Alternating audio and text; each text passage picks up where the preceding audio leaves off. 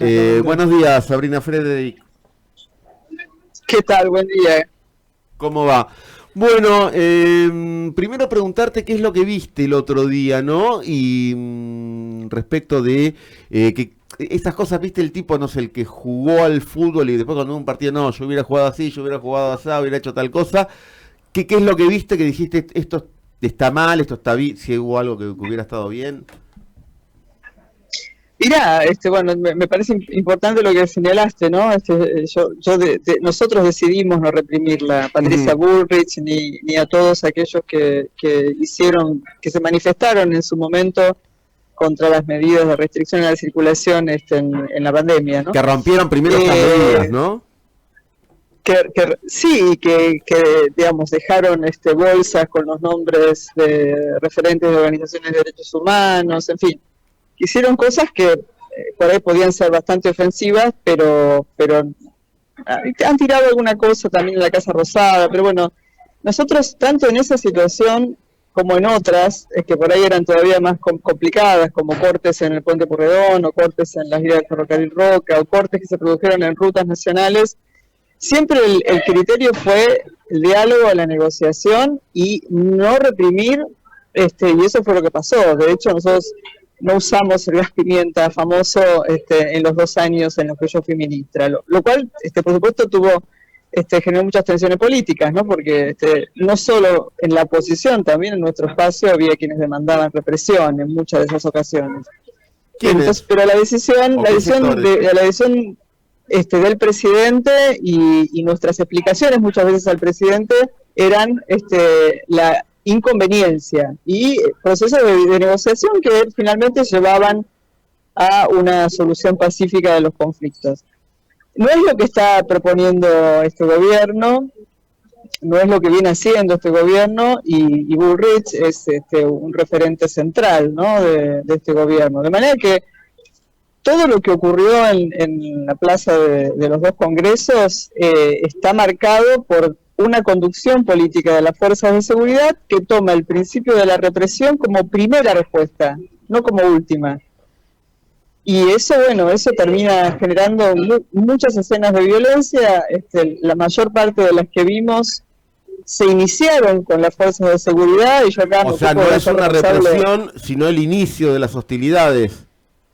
El inicio de las hostilidades corrieron por cuenta de la decisión política de Bullrich de hacer que las fuerzas de seguridad, por ejemplo, despejasen la avenida Entre Ríos y la Sí. avenida Callao. Primera escena de violencia, ¿no? Innecesaria, Ujú. porque la avenida Entre Ríos y la avenida Callao siguieron cortadas toda la jornada, con lo cual Sí. ese desplazamiento de la gente fue a título de mostrar quién tiene el poder, ¿no? O quién tiene la fuerza, discrecional y arbitraria.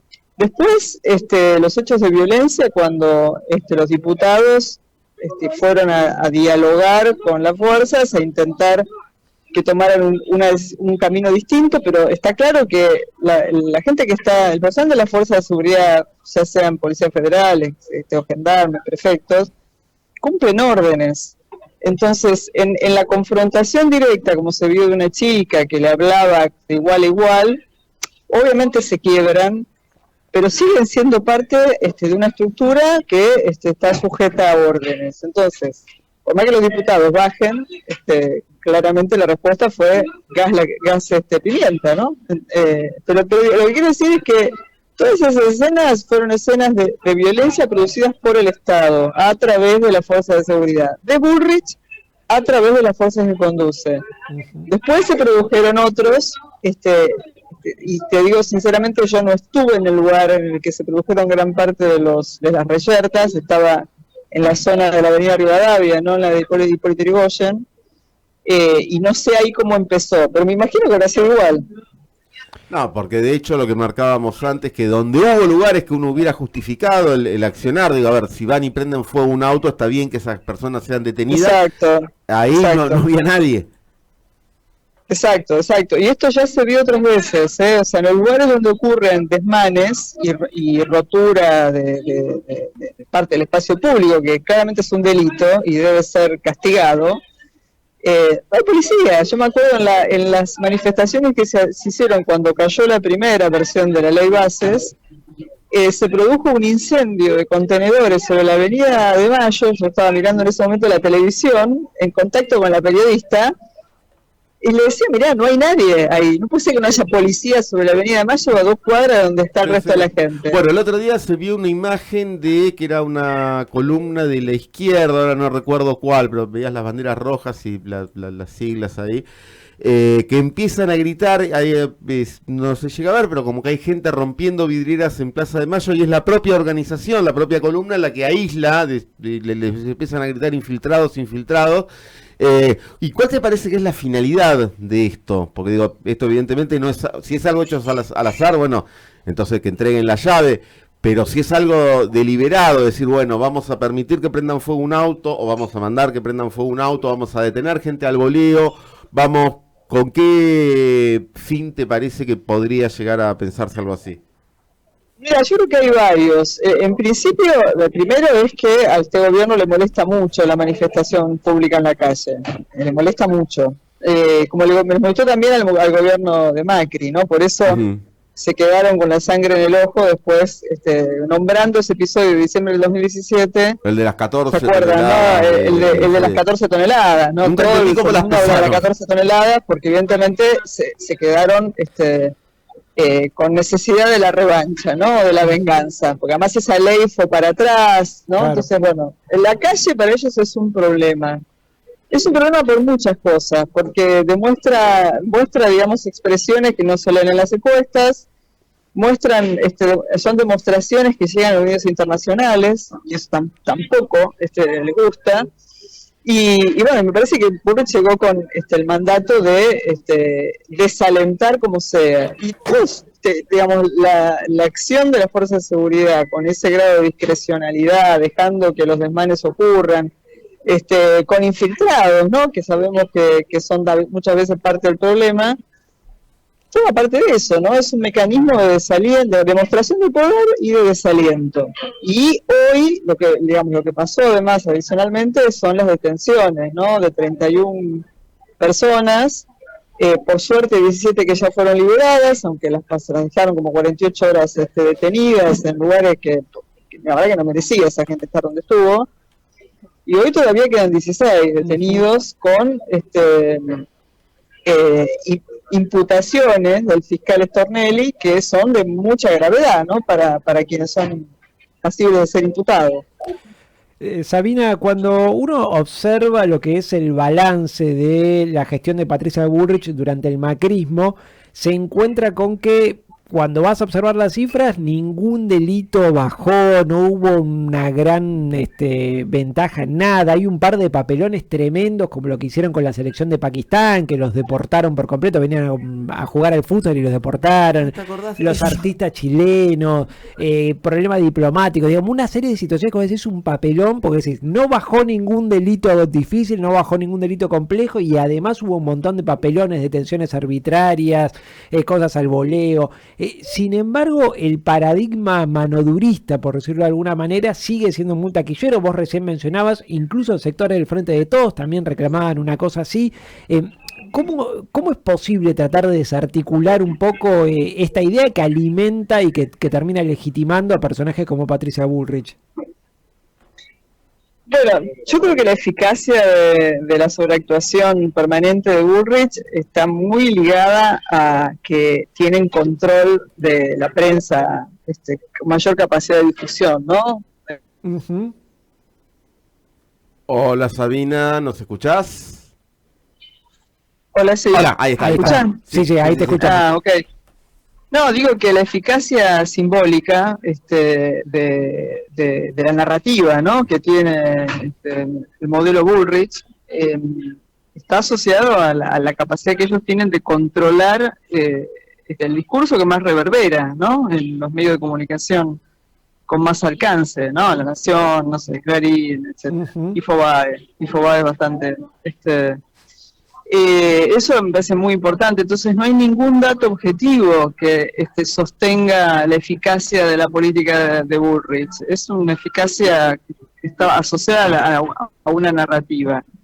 Eso es un plano del análisis. El otro es las dificultades que nosotros, desde el espacio que trata de que la política de seguridad sea una política que atienda los problemas de los sectores populares sin violar derechos constitucionales, ¿no? Tratando de respetar los derechos constitucionales.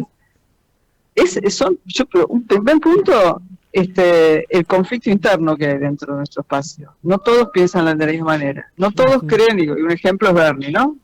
Y el gobernador de la provincia también, ¿no? Y probablemente la ex vicepresidenta.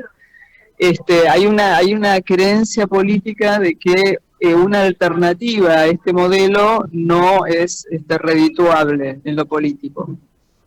Y eso introduce muchas dificultades, porque es muy difícil sostener políticas que necesitan tener una cierta proyección en la gestión, ¿no? Y que permitan además la articulación con el Poder Judicial, y no el permanente bastardeo también del Poder Judicial, que yo entiendo que tenemos muchos problemas con el Poder Judicial, pero también tenemos problemas con el Poder Político, ¿no? Y el bastardeo permanente no ayuda a articular la política. Entonces, bueno, yo creo que tenemos todos esos problemas y hay algo que, insisto, que lo que hace que la narrativa impere de Bullrich, que obviamente está asociada a la capacidad de controlar los medios de comunicación de mayor alcance, es que en las políticas de seguridad no tenemos datos objetivos consensuados que nos permitan decir, sí,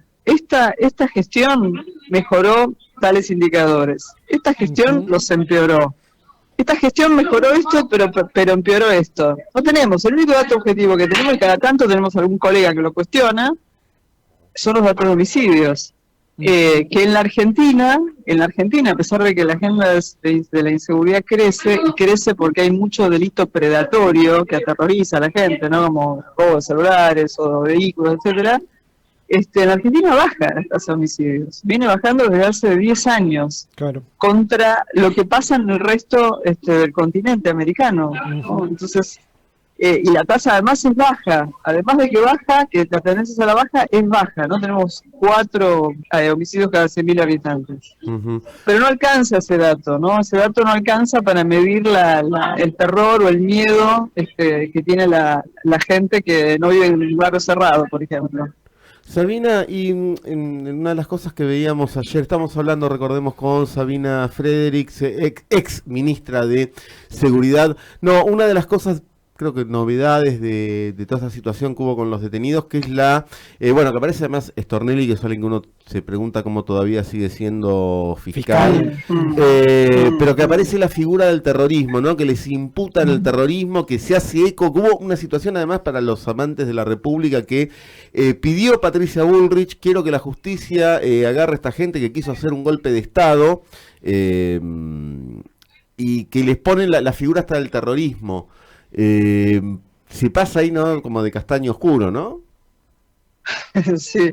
Sí, Bullrich está como obsesionada con esta categoría, ¿no? Se la aplicó a los mapuches, que los aterrorizó durante varios años, cuando fue ministra, y inventó toda una serie de conexiones con organismos internacionales, terroristas, un delirio total. Pero bueno, le funcionó y terminó por convicción asesinando a 2 personas, ¿no? A Santiago Maldonado y a Rafael Nahuel. Y luego se los aplicó a los narcoterroristas, ¿no? Siguió con los narcoterroristas y ahora son terroristas todos los manifestantes. Claro. El problema es que Bullrich va expandiendo ese concepto que es absurdo, ¿no? Es totalmente descabellado, no tiene digamos, cuando hablamos de terrorismo hablamos de lo que pasó en todo caso en la AMIA, ¿no? O en la embajada de Israel, de esos atentados, ¿no? O de terrorismo de Estado. Pero la verdad que no tiene absolutamente nada que ver. Ella sí aterroriza y persigue, ¿no? Con esta categoría. Lo preocupante es no solo que Stornelli, que es un fiscal totalmente deslegitimado, que como vos decís, nadie se explica, o mejor dicho, nos explicamos conociendo los mecanismos, ¿no? Muchas veces del poder, que siga siendo fiscal. El problema es Servini, de Cubría, ¿no? Que es una jueza federal que se ha caracterizado por tener un posicionamiento bastante republicano en general, y que leyendo los escritos de las decisiones que tomó ayer para mantener los presos a 16 de los 31 detenidos, ratifica esas imputaciones. No es que se las está atribuyendo, ¿no? Pero sigue hablando de amenaza al orden constitucional. No habla de terrorismo el escrito, ¿eh? Eso es importante. O sea, no está aplicando la ley antiterrorista, pero sí la de amenaza al orden constitucional, que es un delito muy grave. Eso es preocupante. Sabina, porque la verdad que sí, dar vuelta a un auto o incendiar bicicletas es un hecho grave, ¿no? Bicicletas que son de la ciudad, pero de ahí a que eso signifique la amenaza al orden constitucional hay una distancia. Sí, hay una distancia sideral, absolutamente. Sí. Sabina, recién mencionabas la diferencia de mirada incluso hacia adentro del peronismo con respecto a cuál debe ser la política en materia de seguridad. ¿Crees que el peronismo tiene instancias para dar estos debates? Porque pensaba que las discusiones que está dando el peronismo hoy por hoy tienen que ver más con un balance de lo que pasó, con una mirada para adelante, de qué forma organizarse, de quién conduce. Y más la mirada económica incluso. Totalmente, ¿no? que hacemos con el déficit, pero no recuerdo ni muy poquito con respecto a qué hacemos con la seguridad cuando somos gobierno. No hay espacios de debate hoy, yo creo que están cercenados. No hay espacio de debate en general, por ahí hay en el ámbito público debate sobre la cuestión económica, pero yo circulo en varios espacios y no escucho debates profundos sobre nada, ¿no? Ni siquiera sobre la política económica, y te diría que menos sobre la relación entre el Estado y el mercado, ¿no? Que yo creo que hay que repensarla.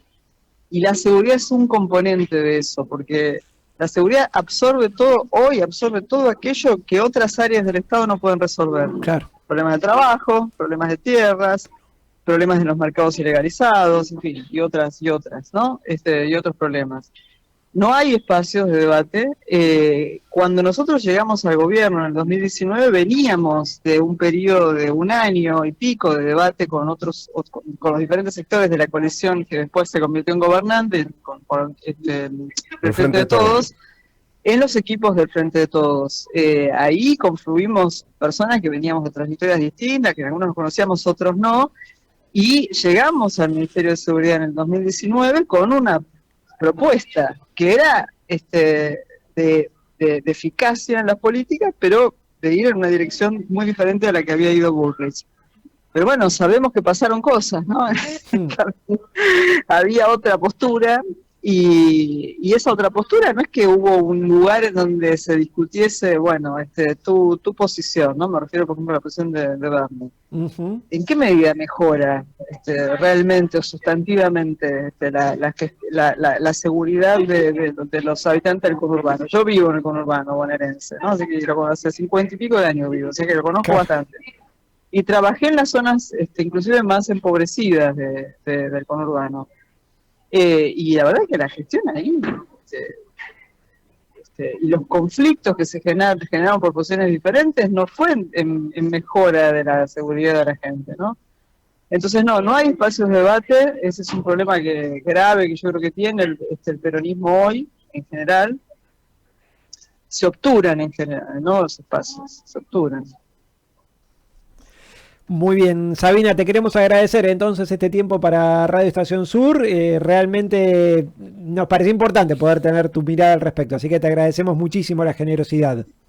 No, muchas gracias a ustedes, que tengan buen sábado. Igualmente, buen fin de semana. Era entonces Sabina Frederick, ex ministra de Seguridad. Recordarles siempre, para quienes estén viendo esto en delay, que pongan la